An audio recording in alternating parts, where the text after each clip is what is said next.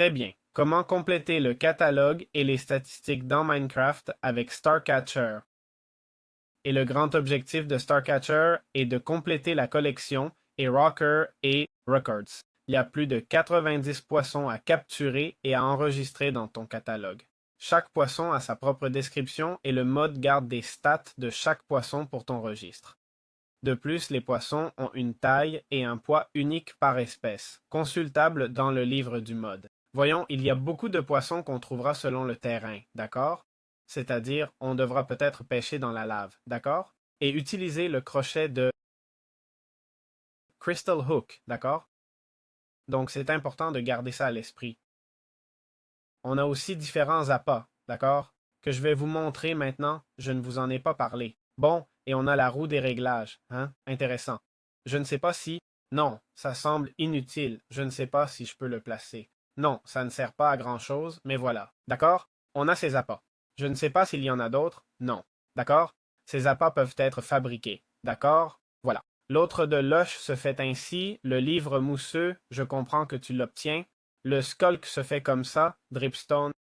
Et on a l'appât Murkwater, l'appât légendaire. D'accord?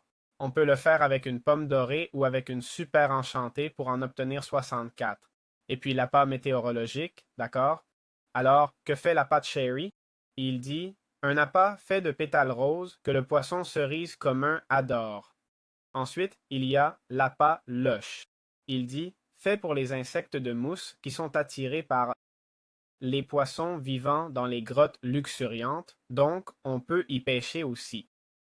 Le Skulk dit un appât silencieux fait de skulk connu pour attirer même les poissons les plus silencieux dans l'obscurité profonde. Nous avons l'appât Dripstone qui dit un appât dur fait de dripstone utilisable comme charme même sur les poissons les plus rigides. Je comprends qu'ils sont durs, non? Ensuite, nous avons l'appât Murkwater qui dit un appât fait pour les marais, d'accord? C'est-à-dire, on voit qu'on peut pêcher dans différentes zones. L'appât légendaire, bon, basiquement pour les poissons légendaires, et l'appât météorologique qui attire des poissons qui ne sortent normalement que pendant des moments ou pendant des périodes spécifiques, d'accord? C'est-à-dire quand il pleut ou autre. Donc, vous voyez les différentes variétés. On peut pêcher dans l'eau, dans la lave, dans une grotte luxuriante, d'accord? C'est-à-dire dans les grottes.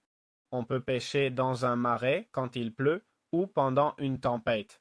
Je comprends que si on pêche de jour ou de nuit, ça peut aussi varier. On n'a rien vu de tel, mais je le comprends aussi, d'accord?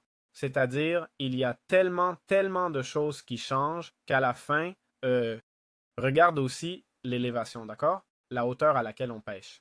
Si on va ici pour les poissons, d'accord? Par exemple, je sais pas.